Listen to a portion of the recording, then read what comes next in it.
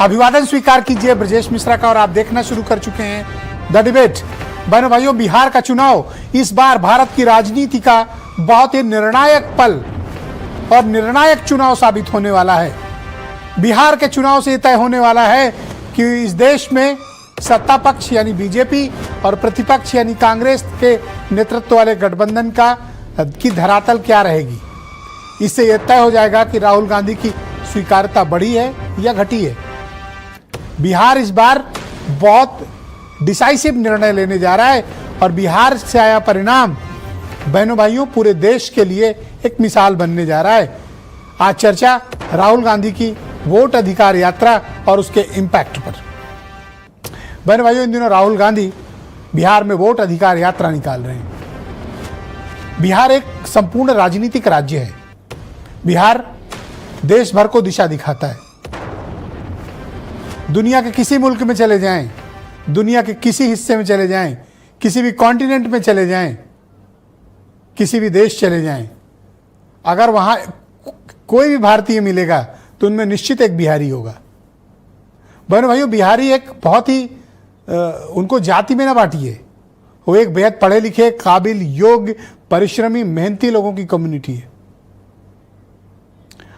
भले ही वो अपने राज्य में आकर जातियों में बट जाते हों, लेकिन उनकी पहचान बिहारी के रूप में है और ये घरों का विषय है। तो क्या चल रहा है इन दिनों बिहार की राजनीति में? बहनों भाइयों, बिहार की राजनीति में इन दिनों राहुल गांधी की वोट अधिकार यात्रा बड़ी जबरदस्त चर्चा में है। इंटरनेट मीडिया पर तो इसने सभी रिकॉर्ड तोड़ दिए हैं। सोशल मीडिया पर राहुल गांधी के वोट अधिकार यात्रा की धूम है। दरअसल राहुल गांधी इसके लिए काफी होमवर्क करके आए। वोट अधिकार यात्रा के ठीक पहले उन्होंने वोट चोरी के मुद्दे पर सबूत के साथ प्रेस कॉन्फ्रेंस करके चुनाव आयोग को डिफेंसिव मोड में ला दिया। जब ये सब कुछ चल ही रहा था तब तक 65 लाख बिहारियों के नाम काटने की बात सामने आ गई।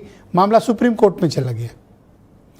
तो इन सब कंट्रोवर्सीज के बीच जब चुनाव आयोग की सफाई आई, लेकिन उस सफाई पर राहुल गांधी की वोट अधिकार यात्रा भारी पड़ रही है। लोग उमड़ रहे हैं, जनता आ रही है, राहुल गांधी सीधा संवाद कर रहे हैं। ये कोई बड़ी रैलियों के जरिए नहीं, कोई बड़े कार्यक्रमों के जरिए नहीं, बल्कि वो रोड शो कर रहे हैं, नुक्कड़ सभाएं कर रहे हैं, लोगों से मिल रहे हैं। राहुल गांधी की इस मेहनत का फायदा कौन लेगा? तेजस्वी यादव। तेजस्वी इन दिनों राहुल गांधी को प्राइम मिनिस्टर बनाने का हर रैली में संकल्प लेते हैं। बहनों भाइयों, राजनीति में कोई चीज यूं ही नहीं होती। कोई यूं ही किसी को राजा स्वीकार नहीं कर लेता। तो तेजस्वी यादव ने राहुल गांधी को राजा स्वीकारा क्योंकि जनता राहुल के साथ बिहार में चलती दिख रही है। कौन है ये लोग जो राहुल गांधी की इस यात्रा में सम्मिलित हो रहे हैं और क्या इसको रिस्पांस मिल रहा है? जवाब है हां। तो इस वोट अधिकार यात्रा का राजनीतिक निहितार्थ क्या है? बहनों भाइयों, बिहार हमेशा से देश में राजनीतिक दिशा को तय करता है। बिहारी सिर्फ एक वोट नहीं डालता, बल्कि वो पूरे देश को दिखाता है कि दरअसल बयार किस तरफ बह रही है। और बिहार ने हमेशा अपना मुस्तकबिल खुद चुना है। तो इस बार बिहार क्या चुनने को तैयार है? क्या एनडीए का गठबंधन जो नीतीश कुमार के नेतृत्व में है वो दो युवाओं का मुकाबला कर पाएगा? क्या नीतीश कुमार 20 साल से अपनी चली आ रही निर्बाध हुकूमत को बचा पाएंगे? क्या अपने साम्राज्य, अपनी सल्तनत को बचा पाएंगे? या फिर राहुल गांधी और तेजस्वी की आंधी उन्हें उड़ा देगी? बहनों भाइयों, नीतीश कुमार के पास अगर कुछ है तो वह है उनकी ईमानदारी, उनकी अच्छी नीयत बिहारियों के लिए और कुछ कड़े फैसले। नीतीश कुमार जिस पृष्ठभूमि से आते हैं, बिहार में जो 20 साल पहले के हालात थे, लोगों ने ऊब कर नीतीश कुमार को चुना और लगातार उसके बाद चुनते गए। 9 बार के मुख्यमंत्री हैं, 20 साल से लगातार हैं। और हैरत की बात है कि एक बार भी बहुमत नहीं था उनके पास अपना। नीतीश कुमार इस देश के अकेले सौभाग्यशाली मुख्यमंत्री हैं जिनके पास कभी बहुमत नहीं रहा है, लेकिन वो हमेशा मुख्यमंत्री रहे। यह है राजनीति। वो इधर को भी स्वीकार हैं, उधर को भी स्वीकार हैं, वो ऊपर को भी स्वीकार हैं, नीचे को भी स्वीकार हैं, सभी दिशाओं को स्वीकार हैं। भारत के वो इकलौते एकमात्र सर्व स्वीकार्य नेता हैं। मैं दावे से कह सकता हूं कि कल को अगर जरूरत पड़ी तो हो सकता है अपने भतीजे के साथ खड़े दिखाई दें। कल को जरूरत पड़ी कांग्रेस के साथ भी दिख सकते हैं, वैसे हैं बीजेपी के साथ, और कह दिए हैं कि अब कसम खा लिए कहीं नहीं जाएंगे, मोदी जी के ही साथ रहेंगे। लेकिन नीतीश कुमार क्या हैं ये पूरा देश जानता है।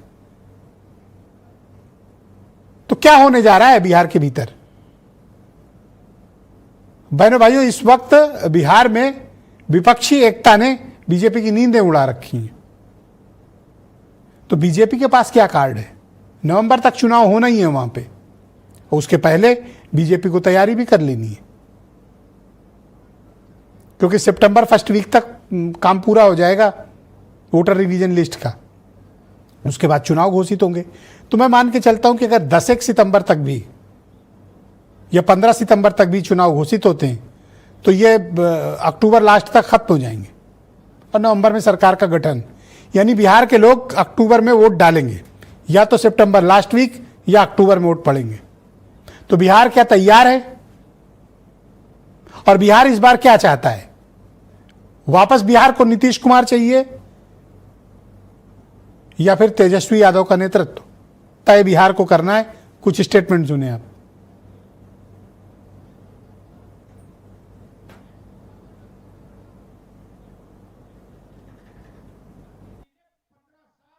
गुजरात मॉडल वोट चोरी करने का मॉडल है।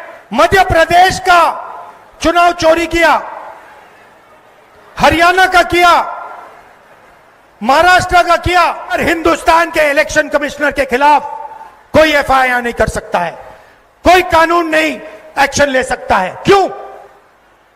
इसका एक ही कारण है, ये लोग नरेंद्र मोदी की वोट चोरी में मदद कर रहे हैं। सोनिया गांधी का एजेंडा है अपने बेटे को प्रधानमंत्री बनाना, मगर मैं कहना चाहता हूं ना राहुल गांधी प्रधानमंत्री बन सकते हैं। एनडीए का विजय निश्चित है, मोदी जी का विजय निश्चित है। इस बार बिहार में एनडीए को उखाड़ फेंकेंगे और अगले बार जब भी लोकसभा चुनाव होगा तो राहुल गांधी जी को प्रधानमंत्री हम लोग बनाने का काम करेंगे। तो बहनों भाइयों, आज की इस परिचर्चा को आगे बढ़ाएंगे। राकेश पोद्दार भारतीय जनता पार्टी के बिहार प्रदेश के प्रवक्ता हैं, हमारे साथ राजधानी पटना से जुड़े हुए हैं। डॉक्टर अनुज कुमार तरुण हमारे साथ मौजूद हैं, बिहार प्रदेश के राष्ट्रीय जनता दल यानी तेजस्वी यादव की पार्टी के प्रवक्ता हैं। संजय वर्मा जाने माने पत्रकार हमें थोड़ी देर में ज्वाइन कर रहे हैं बिहार से, पटना के राजधानी पटना से। डॉक्टर अजय उपाध्याय हमारे साथ मौजूद हैं, कांग्रेस कमेटी के प्रवक्ता हैं, दिल्ली से हमें ज्वाइन कर रहे हैं। सुनील साजन समाजवादी पार्टी के प्रवक्ता लखनऊ से हमें ज्वाइन कर रहे हैं। और थोड़ी देर में के त्रिपाठी राष्ट्रीय जनता दल यूनाइटेड के प्रवक्ता हैं, हमें स्टूडियो से ज्वाइन करेंगे। वीरेंद्र सिंह जी हमारे स्टेट हेड, स्वागत और धन्यवाद।